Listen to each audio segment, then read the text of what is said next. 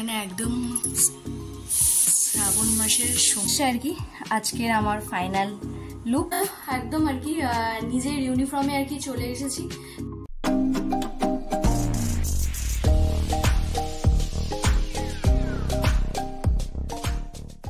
Hello বন্ধুরা, welcome to my channel. সবাইকে স্বাগত, আমার সবাইকে ভেরি গুড মর্নিং। আর এই জাস্ট আর কি স্নান করে বেরোলাম। তো আজকে তৃতীয় সোমবার, তো তৃতীয় সোমবারেরও এবার রেডি করতে হবে, পুজো আছে, মন্দিরে যাওয়া আছে। তো চলো সবই তোমাদের সাথে শেয়ার করবো। আশা করি ভিডিওটা ভীষণ ইন্টারেস্টিং হবে। So let's go. এখানে একদম শ্রাবণ মাসের সোমবারের পুজো দেওয়া, মানে তৃতীয় সোমবারের পুজো দেওয়া আমার কমপ্লিট আসনে। তো তোমরা একটু দর্শন করে নিও। এদিকে তো মোটামুটি ঘরের পুজো মানে মোটামুটি নয়, পুরোপুরি কমপ্লিট হয়ে গেছে। আর এই যে এখানে তোমাদের সাজিয়েও নিয়েছি সুন্দর করে, এখানে সুন্দর করে সব সাজিয়েও নিয়েছি। তো চল এবার হচ্ছে ডালাও সাজানো কমপ্লিট, এবার শুধু নিজে রেডি হয়ে বেরোবো। তো চলো একদম রেডি হয়ে তারপর আসছে। একদম রেডি হয়ে গেছি।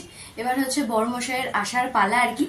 তো ও যত তাড়াতাড়ি আসবে আর কি তত তাড়াতাড়ি আমি আর কি মন্দিরে যেতে পারবো।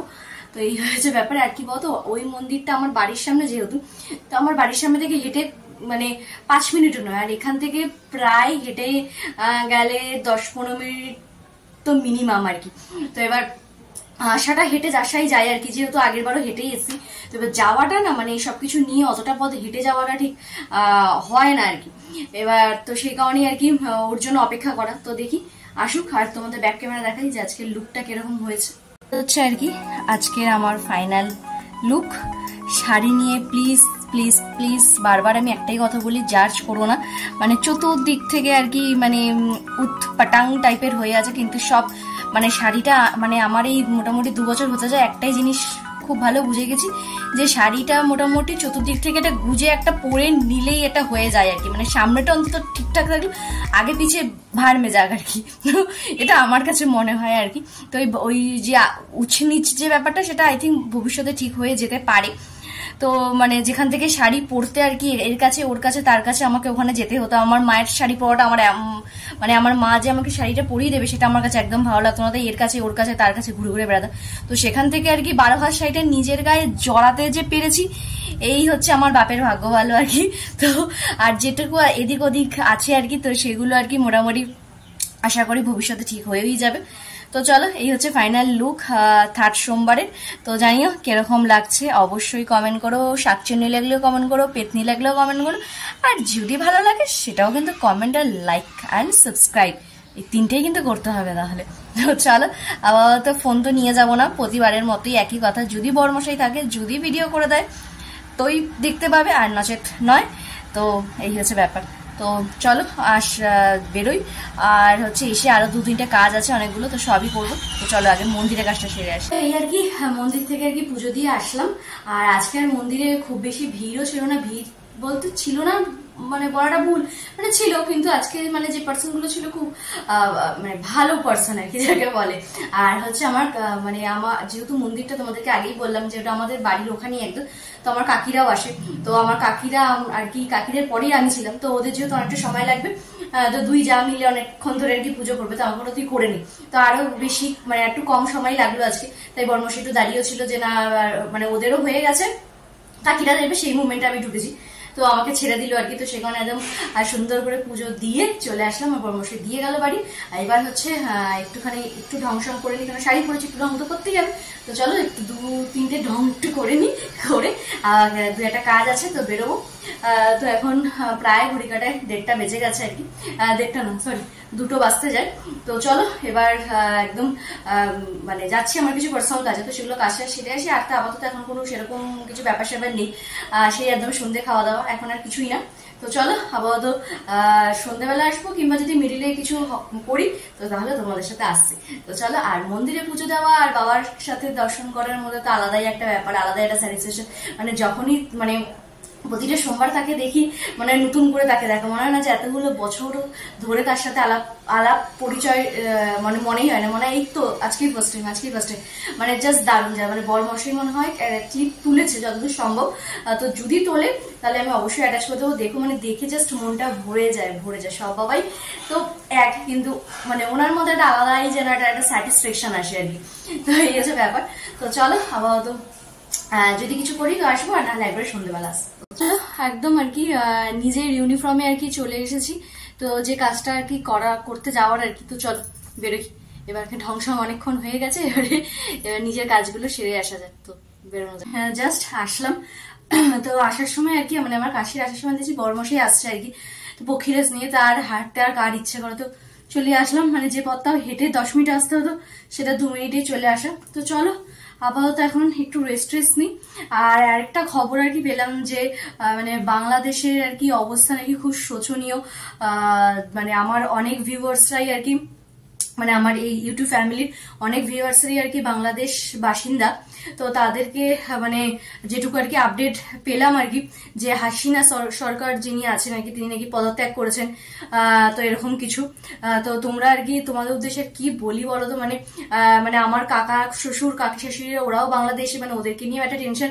কিছু মানুষজন আছে তারাও বাংলাদেশে রয়েছে।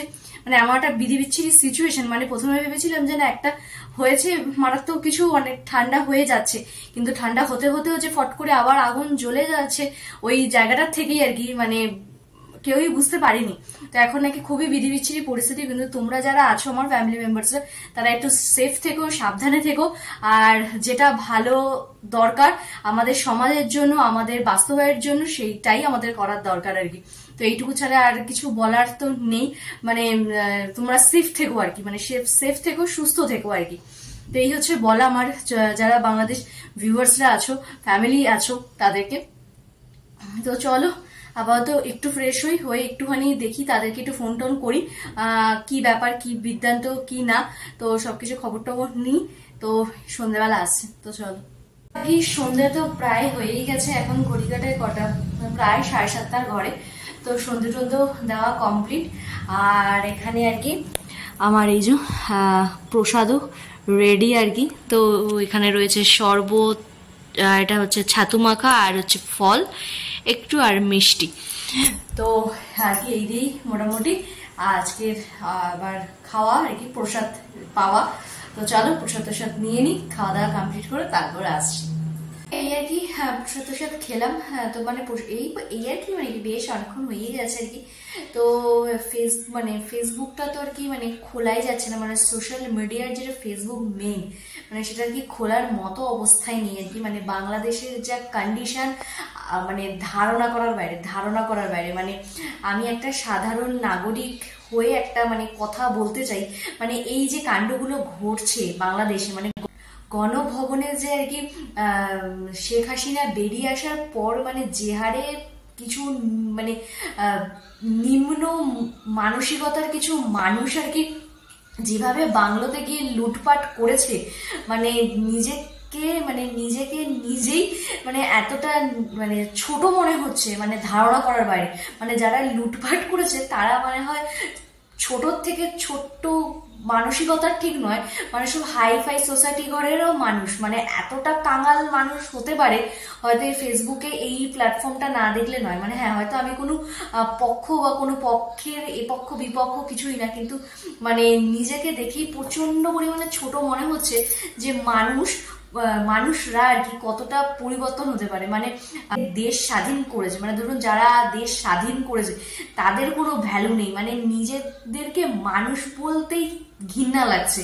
মানে ফেসবুকটা যখন খুলছি না, বাংলাদেশের নিউজগুলো এত পরিমাণে আসছে, মানে মানে কে অন্যায় করেছে, কে ভালো করেছে, কে খারাপ করেছে, সেই চ্যাপ্টারটা যদি বাদই দিয়ে আজকে মানে বিকেলের পর থেকে যে ঘটনাগুলো আর কি ফেসবুকে আসছে আর কি, নিজেকে এতটা পরিমাণে নীচ এবং কিট বলে মনে হচ্ছে নিজেকেই, মানে সেটা ধারণা করার বাইরে। মানে মানুষ হিসেবেও যে মানুষ এতটা নোংরা মেন্টালিটির মানুষ হতে পারে সেটা ধারণা করার বাইরে। মানে মানে মানে ভাবা যায় না যে মানে মানসিক মানে এর চেয়ে বাড়িতে মনে হয় পশু মানে বাঘ সিংহ পোষাও মানে ভালো, মানে মানুষ পোষা মানে আজকালকার জীবনে খুব দুষ্কর বিষয় আর কি। মানে যে হারে আর কি লুটপাট চলছে বা মানে যার দ্বারা আর কি বাংলাদেশ স্বাধীনতা পেয়েছে, সেই মুজিবরের মূর্তি ফুর্তি ভেঙে একদম বিধিবিচ্ছিরি পরিস্থিতি, বিধিবিচ্ছিরি মানে অন্যায় কারোর ভোগ করছে অন্য কেউ, মানে দেখেও এটা প্রচন্ড পরিমাণে খারাপ লাগছে আর কি। তো এত কিছু বলার দরকার মনে হয় না আমার প্রয়োজন, কিন্তু জিনিসগুলো দেখে নিজেকেই নিজের প্রতি এতটা বেশি ছোট এবং ঘিন বলে মনে হচ্ছে, মানে সেটা ধারণা করার বাইরে। মানে মুডটা আর কি মানে সকাল থেকে তো নিউজ চলছেই আজকে, যে সেটা দেখে আর কি ঠিক আছে চলো এর দোষ ওর গুণ এই সেই ঠিক আছে, কিন্তু বিকালের পর থেকে যেসব নিউজ দেখছি আর কি, দেখে নিজেকে প্রচন্ড পরিমাণে মানে নিকৃষ্ট বলে মনে হচ্ছে। মানে নিকৃষ্ট থেকেও যদি অন্য কিছু হয় আর কি, সেগুলো আর সেই বড়লোক মানুষগুলোকে মানে ছি বলা ছাড়া আর কোনো ভাষা মনে হচ্ছে আমার মুখ দিয়ে আর বেরোচ্ছে না আর কি। তো যাই হোক, যারা আর কি ওখানে রয়েছে, যারা মানে ভালোভাবে সুস্থভাবে থাকো, মানে যারা এইসবের মধ্যে নেই, মানে যারা অন্যায়টাকে মানে অন্যায়ের বিচারে একটা জায়গায় ঠিকঠাক গেছো, মানে তাদের জন্য তো ঠিকই, কিন্তু যারা আর কি এইরকম নোংরামি কিডন্যামি যেগুলো করছে, সেগুলো প্লিজ প্লিজ প্লিজ করো না। মানে নিজের দেশকে নিজেই ক্ষতি করো না তোমরা। তো স্বাধীনতা তো অনেক কষ্ট করে পাওয়া, তোমরাও অনেক কষ্ট করে পেয়েছো, আমরাও অনেক কষ্ট করে পেয়েছি। তো চেষ্টা করো মানে যারা স্বাধীন করেছে অন্তত তাদেরকে এইটুকু সম্মান দেওয়ার। মানে যে হারে মূর্তি ভাঙাভাঙি চলছে, মানে সত্যি নিজেকে দেখেও খুব খারাপ মনে হচ্ছে যদি আমাদের ভারতেও এরকম কোনোদিনও হয়, তাহলে কি সত্যি আমরাও কি এরকম নিকৃষ্ট হয়ে যাব? মানে মূর্তি না ভেঙে তোমরা টাকাগুলো তো ছিঁড়ে ফেলে দিতে পারো, সেখানেও তো যার মূর্তি ভাঙছো তার ছবিও তোমাদের টাকাতে রয়েছে, কিন্তু সেগুলো কিন্তু তোমরা করছো না। এটাই হচ্ছে পার্থক্য। মানে যে মানুষটা আর কি স্বাধীন করেছে তাদেরকে একটু সম্মান অন্তত দিও, সেটা নিজেদের মানসিকতার দিক থেকে একটু অন্তত ভালো বলে মনে হবে আর কি। তো যাই হোক, অনেক বেশি বলে ফেললাম, কারণ মানে বাংলাদেশের প্রতি আলাদাই একটা ফিলিংস সবসময় কাজ করতো, এখনো কাজ করে, কিন্তু সেটা এতটা মানে কালিময় করে তুলো না আর কি। তো এই হয়েছে ব্যাপার, আর কি বলবো বলো, মানে আর কিছু বলার নেই। মানে মন মেজাজ এতটাই খারাপ লাগছে, এবং যেসব মানুষরা আমাদের খুব কাছের মানুষরা যারা ও দেশে রয়েছে, তারা যে মানে তারা কোনো জোর ঝামেলা কিছুর মধ্যেই নেই, তারা যে কতটা ভয়ে দিন কাটাচ্ছে তাদের সাথে কথা বললেই বোঝা যাচ্ছে। আর এইসব ফেসবুকে এইসব জিনিসপত্র দেখেও মানে কোনো কিছুই আর মন মানসিকতা কিছুই ভালো নেই আর কি, এটাই হচ্ছে ব্যাপার। তো যাই হোক, তো চলো তাহলে আজকে তাহলে এখানেই শেষ করছি। যদি আমার ভিডিওটা ভালো লেগে থাকে তাহলে অবশ্যই লাইক কমেন্ট সাবস্ক্রাইব করতে কিন্তু একদম ভুলো না। তো চলো, তো তাই